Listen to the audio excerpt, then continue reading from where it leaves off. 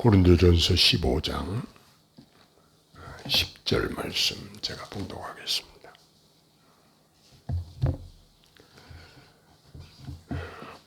그러나 내가 낳은 것은 하나님의 은혜로 된 것이니 내게 주신 그의 은혜가 헛되지 아니하여 내가 모든 사도보다 더 많이 수고하였으나 내가 한 것이 아니오 오직 나와 함께 하신 하나님의 은혜로라.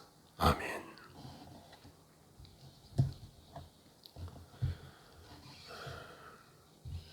요즘 제가 사는 주변에서 일어나는 일들을 살펴보면 연로하셔서 90대가 되신 우리 이 고사님 폐에 물이 차서 호흡이 곤란해가지고 지난 주일에 제가 성 빈센트 병원 응급실에 입원을 시켜드렸습니다. 지금도 현재 폐에서 물을 빼면서 치료를 계속하고 있는데 연세가 너무 드셔서 많이 힘든 상황입니다. 그리고 우리 옆집 아저씨가 70대 후반인데 척추뼈에 암이 생겨서 수술을 했다는 소식을 들었습니다. 전에는 그분이 저보다도 힘이 세가지고 근육도 좋고 일을 힘차게 했던 분인데 몸이 그렇게 되어서 안타까운 마음으로 저는 이런 일들을 보면서 한 주간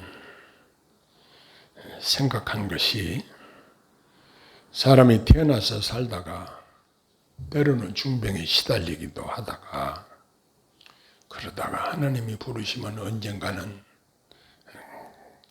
가야 하는 것이구나 그런 생각을 하게 되었습니다. 그런데 성경에서는 주 안에서 죽는 자들이 복이 있다고 하신 말씀이 생각이 났습니다. 누구든지 죽음은 피할 수 없는 하나님의 법인데 기왕 죽는데 믿음으로 영원히 주님 품에 안기는 것이 얼마나 놀라운 하나님의 은혜인지 생각하면 죽음을 맞이하면서도 우리는 세상 사람들과는 다른 하나님의 성도들은 가슴 벅차게 기뻐하고 감사하는 마음으로 죽음을 맞이해야 하는 것입니다.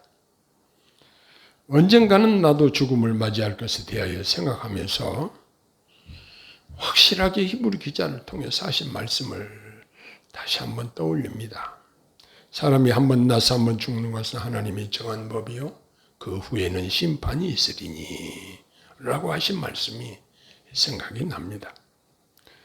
우리가 이 땅에서 천년 만년 살 수 있는 것도 아닌데 이 땅에 소망을 두고 이 땅에 눈에 보이는 것들만 취하려고 아웅다웅하면서 사는 우리 인간들의 모습을 봅니다.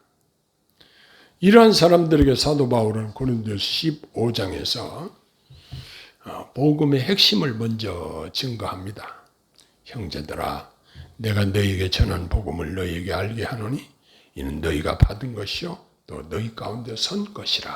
15장 1절에 이렇게 말씀하십니다. 이 복음은 사도 바울이 어디를 가든지 항상 전했던 말씀입니다. 복음을 다른 말로 영어로 하면 굿 뉴스인데 좋은 소식, 기쁜 소식 이게 바로 복음이죠. 사도 바울과 같이 대부분 외국인 선교사들이나 이런 분들이 말씀 증거하시는 걸 보면 심플하지만 항상 이 복음의 핵심을 증거하는 것을 보았습니다. 이 복음은 낯선 것이나 새로운 것이 아니었습니다. 그러나 성경이 증거하는 말씀의 중심이 되는 것이 바로 이 복음입니다. 성도들이 이 복음 안에 뿌리를 내리고 굳게 서야 합니다. 복음의 핵심인 그리스도의 죽으심과 부활은 우리가 믿는 기독교의 기초입니다.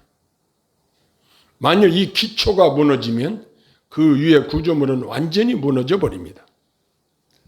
우리가 구원에 대한 소망을 가질 수 있는 것도 바로 이 복음 때문입니다. 그리스도의 죽으심과 부활의 복음의 진리에 의하지 않으면 구원 얻을 수 없는 것입니다. 이것이 신성한 구원에 대한 변치 않는 진리인 것입니다.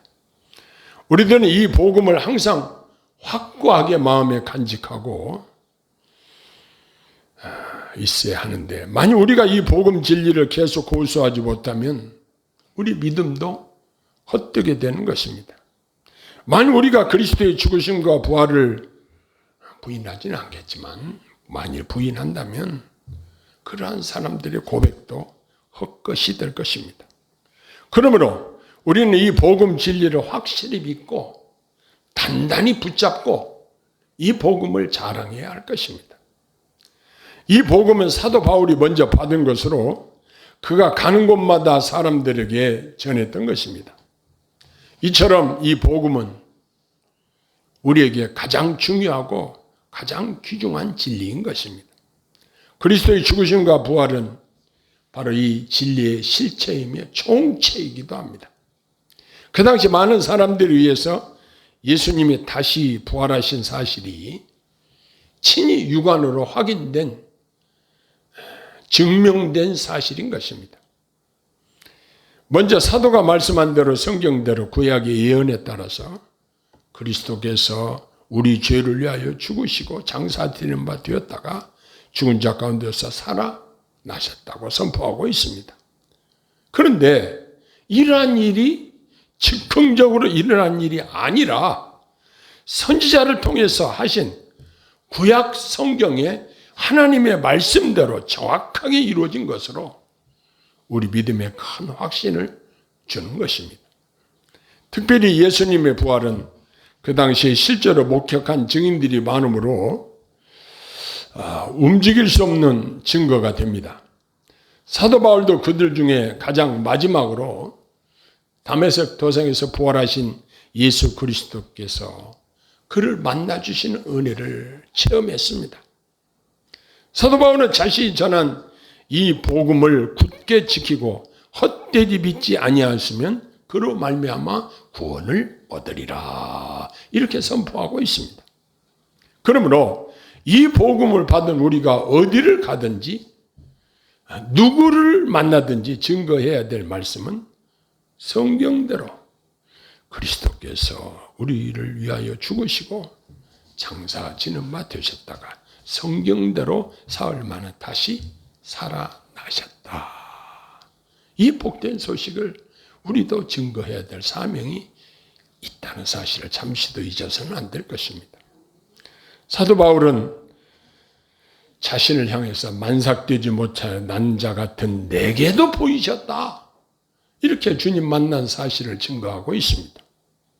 그러면서 위대한 사도가 자신을 사도 중에 가장 작은 자라고 말합니다.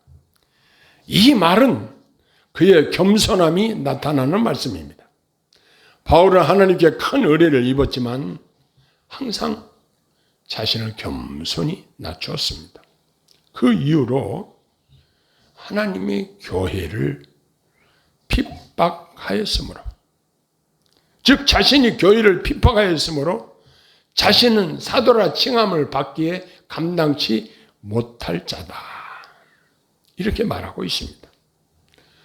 그는 1차, 2차, 3차 전도 여행을 통해서 세계 여러 곳에 교회를 세우고 그의 선교 여행을 통해서 놀라운 업적을 이루었지만 겸손한 마음을 가지는 것은 사도 바울을 더욱 돋보이게 하는 말씀이기도 합니다. 사도 바울은 자기에게 있는 모든 가치 있는 것을 하나님의 은혜로 돌리면서 말하기를, 내가 나 된 것은 하나님의 은혜로 된 것이라, 이렇게 고백하고 있습니다. 우리도 사실 아무것도 아니로되 하나님께서 친히 은혜 주셔서 지금의 내가 있는 것입니다. 우리가 하나님의 자녀가 된 것은 전적으로 하나님의 은혜라고밖에 할 말이 없습니다. 목사인 저를 보아도 제가 한 공로는 아무것도 내놓을 것이 없습니다. 오로지 하나님의 은혜밖에는 자랑할 것이 없습니다.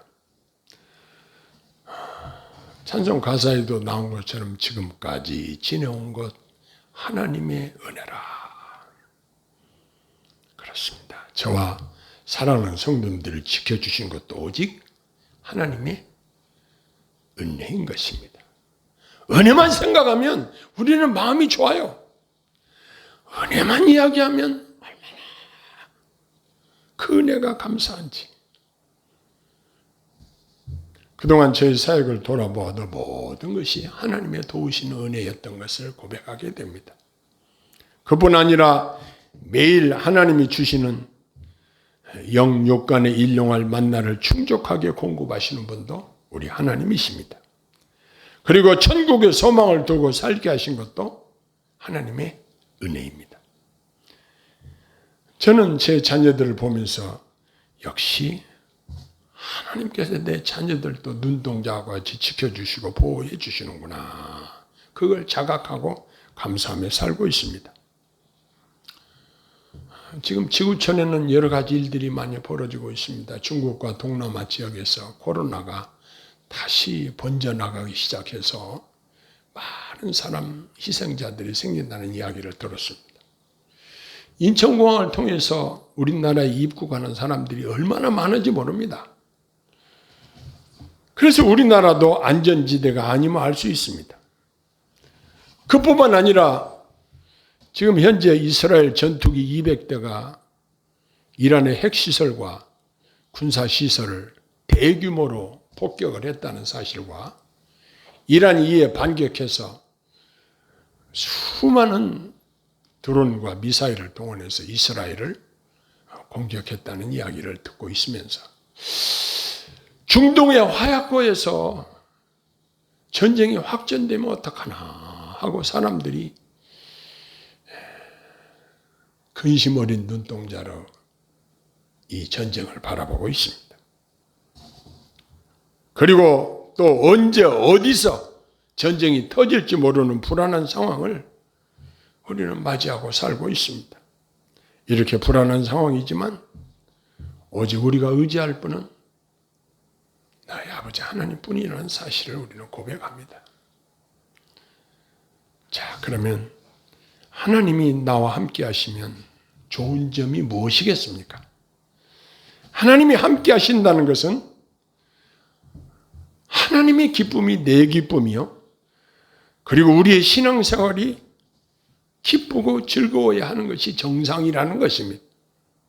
하나님이 함께 하시면 나 자신이 그로 인해서 즐거운 것입니다. 나 자신이 즐겁고 기뻐하면 내 영적 아버지 되시는 하나님도 기뻐하신다는 사실을 우리는 알아야 합니다. 지금 신앙생활하는 사람들이 마지못해서 의무적으로 교회를 다니는 사람들도 많이 있습니다. 의무적으로 하는 것은 안 하는 것보다는 나아도 그것은 이상적인 올바른 신앙생활이라고 말할 수는 없습니다. 신앙생활의 목적은 하나님 때문에 즐겁고 하나님 때문에 기쁨을 누리며 하는 것이 참된 올바른 신앙생활입니다. 이것이 신앙의 최고봉인 것입니다. 신앙생활을 한다고 하면서 이 기쁨이 없으면 진정 올바른 신앙생활을 한다고 말할 수 없을 것입니다. 어떤 사람들은 자기 의지가 관철이 안 된다고 기뻐하지 못하는 사람들이 많습니다. 그리고 마지못해 의무적으로 하는 것은 그건 기쁨으로 하는 것과는 엄청난 차이가 있습니다. 구원받은 성도들은 하나님 때문에 기쁘고 즐거워하며 신앙생활을 해야 합니다. 그래서 기쁨의 얼굴로 환하게 하나님께 보여드리는 것을 하나님이 원하시고 기뻐하십니다. 우리가 꼭 상 받기 위해서 신앙생활을 하는 것도 아닙니다. 그 사람이 정말 신앙생활을 바르게 잘하고 있는지 진단하려면 나 자신이 하나님 때문에 얼마나 기뻐하고 즐거워하는지를 살펴보면 알 수 있을 것입니다. 사역자들도 기왕 주의 일을 하면서 기쁜 마음으로 사역을 해야 되겠구나 하는 것을 깨닫게 해 주셨습니다. 제 둘째 아들이 목사 안수를 받고 요즘 모 교회에 가서 사역을 하는데 얘가 신이 났어요. 찬양 인도도 하고 설교도 하고 그러면서 또 그 이야기를 지 엄마한테 또 전화도 하고 카톡도 올리고 얼마나 열심히 기쁨으로 해요.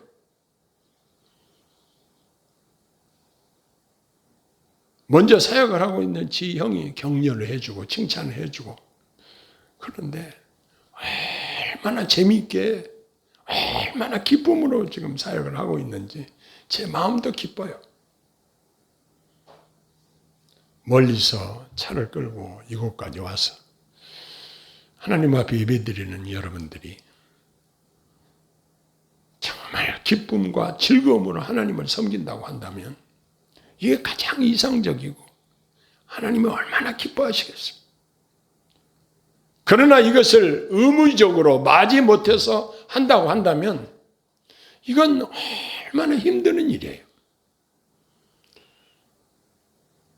우리가 어떤 일을 하면서도 기쁨으로 하는 것과 정말 어쩔 수 없어서 마지못해 하는 것과는 일의 능률의 차이가 있고 결과의 차이가 있습니다.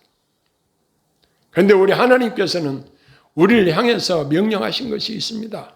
항상 기뻐하라고 명령하셨습니다. 우리는 하나님을 인해서 기뻐하는 것입니다.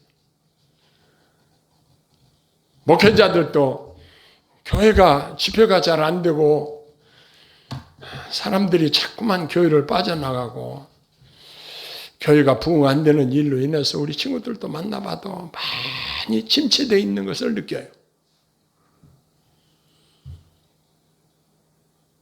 우리가 사람들을 인해서 기뻐하고 사람들이 많이 모인다고 기뻐하고 이런 것이 아니라 하나님 자신을 인해서 기뻐하고 즐거워해야 한다는 사실입니다.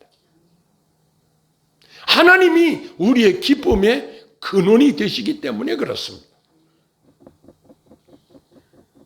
내가 구원받았다는 이 사실 한 가지만 가지고도 내게 복음이 들려져서 내가 그 복음을 받아들이고 믿음으로 수용하고 천국 백성이 되고 하나님의 자녀가 되었다는 이 사실 하나만으로도 우리는 얼마든지 말할 수 없는 기쁨을 누리면서 살 수 있는 것입니다. 그뿐만 아니라 우리 주님께서는 구하라 주실 것이요 찾으라 찾을 것이요 두드리라 열릴 것이니라 우리에게 기도하라고 말씀하십니다. 그리고 기도에 기쁘게 우리 하나님이 응답해 주십니다. 그러니 그 주님 안에서 주님의 도우심을 힘입어서 산다는 이 자체가 우리가 기뻐하지 않을 수 없는 것입니다. 이 세상에 뭐 얼마나 천천후 기쁨을 누려야 할 것들이 뭐가 있습니까? 그러나 하나님 안에서 우리는 이 기쁨을 찾을 수 있는 것입니다.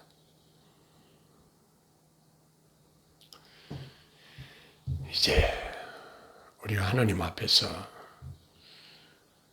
우리 자신의 행동을 결정을 해야 할 것입니다. 우리가 하나님의 복음을 듣고 믿고 나를 구원하신 일이 얼마나 감사한 일인지 나와 함께 하신 하나님의 은혜가 얼마나 놀랍고 값진 일인지를 생각하면 참으로 기쁘고 즐거운 것입니다.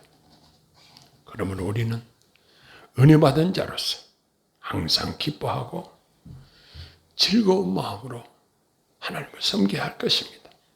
이 예배 시간만 아니라 내가 일터에 나가면 일터에 나가서도 하나님 내게 이 일을 통해서 내게 일용할 양식을 주심을 감사합니다. 주님 사랑합니다. 오늘도 기쁨으로 일하겠습니다. 이렇게 하면서 일을 시작하는 거예요. 에이 오늘 또 이거 돈도 많이 안 벌리는가 이거 또 오늘 또 죽게 고생해야 되겠구나. 에이 힘들어 죽겠네. 이거하고는 차원이 다릅니다. 하나님이 내게 주신 기업이다. 하나님이 내게 주신 분복이라 생각하고 기쁨으로 감당하는 것입니다. 여러분 잠자리에 누워서 가만히 하나님의 은혜를 생각해 보십시오. 내가 이렇게 좋은 집에서 편안히 누워서 쉴 수 있는 것 하나님의 은혜 아닙니까?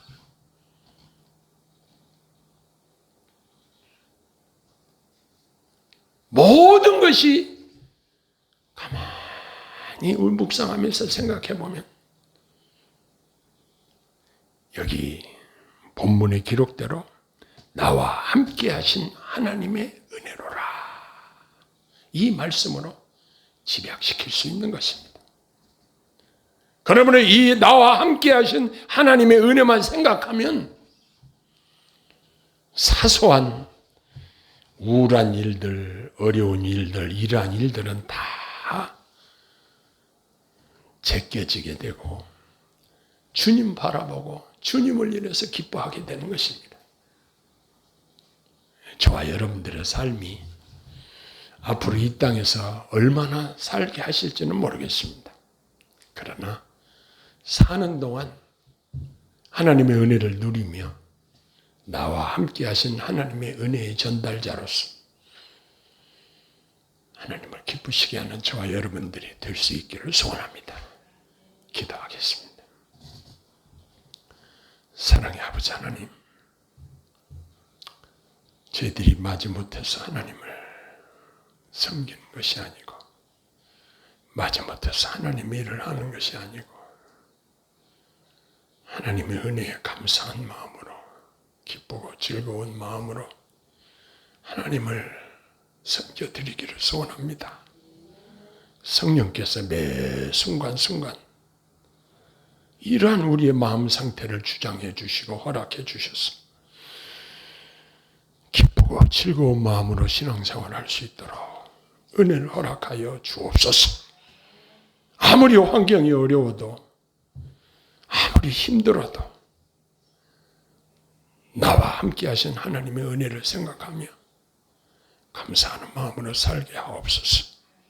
예수님 이름으로 감사하며 기도하옵나이다. 아멘.